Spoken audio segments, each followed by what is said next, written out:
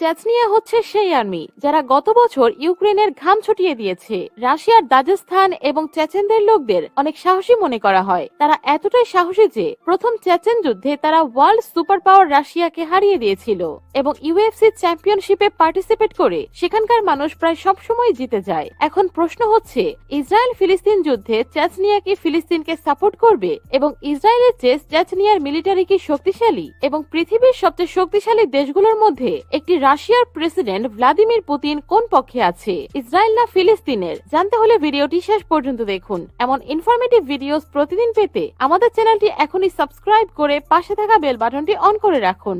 Number 1, চেচনিয়াতে president Ramzan কাদিরের রাজত্ব চলে। সে Russian president পুতিনের অনেক ঘনিষ্ঠ একজন লোক। নিজেদের শক্তিশালী সেনাদের কারণে তারা সবসময় আলোচনার কেন্দ্রবিন্দুতে থাকে। সম্প্রতি সে একটি ভিডিও বানিয়ে শেয়ার করেছেন এবং বলেছেন সে